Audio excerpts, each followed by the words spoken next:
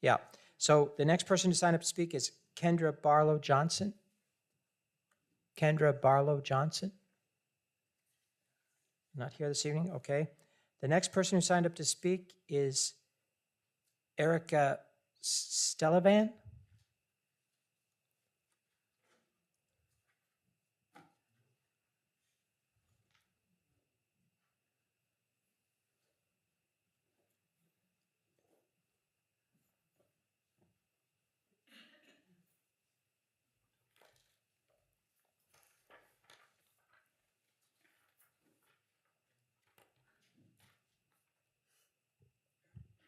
Hi everyone, my name is T. Erica Stellivan, and I'm just a regular human being out here trying to make it.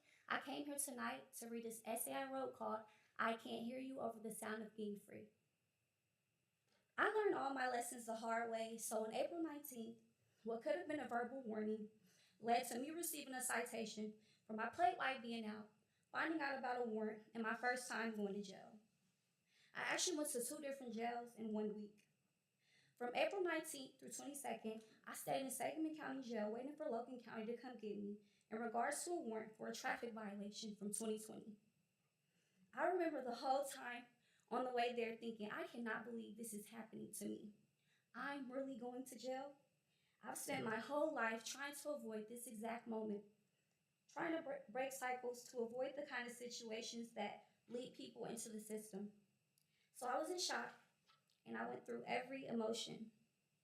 But all of those feelings quickly disappeared when I was placed in a cell that felt like it was made for like two or three people, but it was six women inside. So I was the seventh. Three women were sleeping on the floor.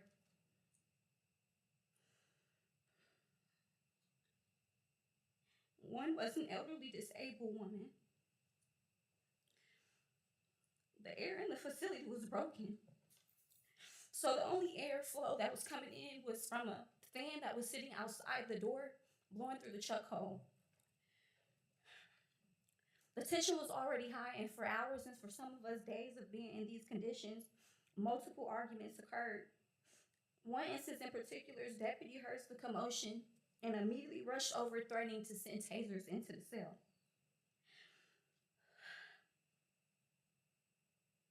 The consequences of yelling out the door at the officers were them closing the chuck hole and removing the fan. So I kept that in the back of my mind the whole time.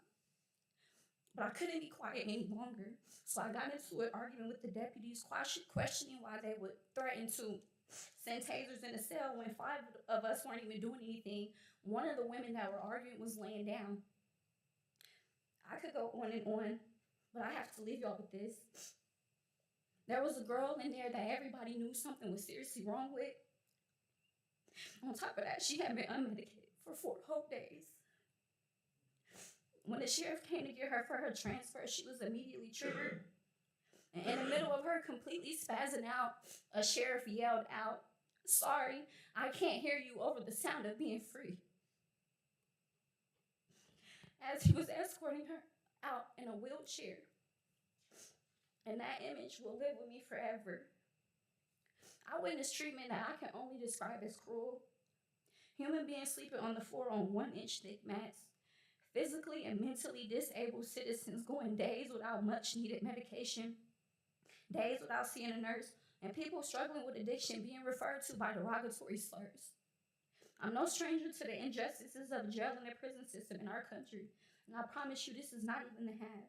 But being in that cell, I felt so powerless, watching some of our most vulnerable citizens being treated like they are nothing. And it's something I will never forget, and I will never be the same after going to jail. Don't get me wrong, criminal behavior should have consequences. Accountability matters, but basic human dignity should not disappear the moment someone enters a cell.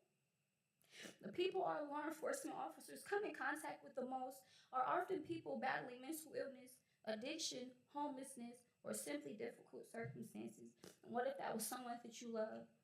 What if you knew the story and the trauma behind that emotion? That's time. Thank you. All right. The next person who signed up to speak is Jill Cripple.